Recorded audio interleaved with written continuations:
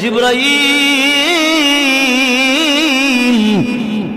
আমি আল্লাহর কুদরতি দরবারে পানির পাতিল আছে, পানির পাতিল নিয়ে যাও, আমার নবীর কাছে নিয়ে দিবা, নবীকে বলবা এই পাতিলের পানিটা জাহান্নামের ভিতরে ছেড়ে দেওয়ার জন্য। রসুলের কাছে জিবরাইল পানির পাতিল দিবে, আর জিবরাইল ফেরেশতার কাছ থেকে রসুল পানির পাতিল পাইয়া পানিটা জাহান্নামের ভিতরে ছেড়ে দিবে। জাহান্নামের আগুন ঠান্ডা হয়ে যাবে, নিভে যাবে।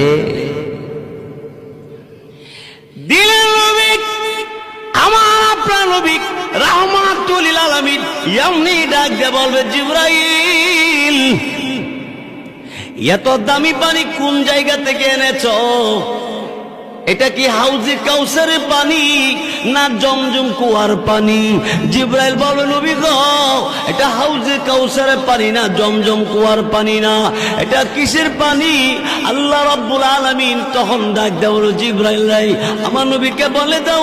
এমনি জিবরাইল ফেরেশতা তখন ডাক দিয়ে বলবে, এই আল্লাহ নবী দুনিয়ার জমিনে আল্লাহকে ভয় করে চোখের পানি ছেড়ে, আল্লাহর বান্দা চোখের পানি ছেড়ে ছেড়ে কাঁদছে, এই কান্নার পানিটা আল্লাহ তাআলা জমা রাইখা দিছে।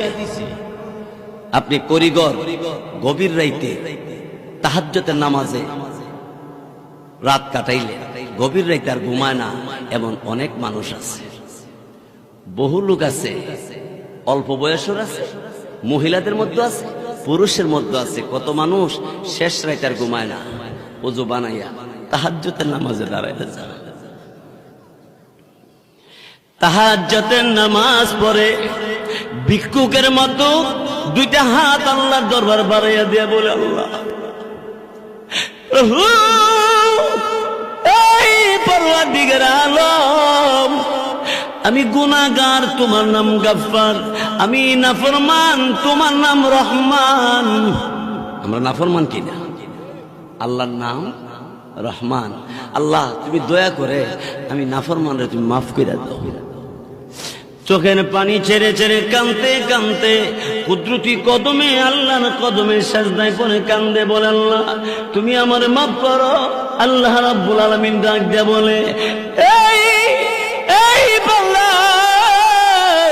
বান্দি, আমি আল্লাহ রাব্বুল আলামিনের দরবারে এইভাবে কান্দস করিগর, এলাকার কত মানুষ ঘুমের ঘরে ঘুমিয়ে আছে, লোকগুলি মাথা বালিশে, শরীরের মধ্যে কম্বল, এত আরামে ঘুমিয়ে আছে, তুই ঘুমাস না, তুই আমি আল্লাহর কুদরতি কদমে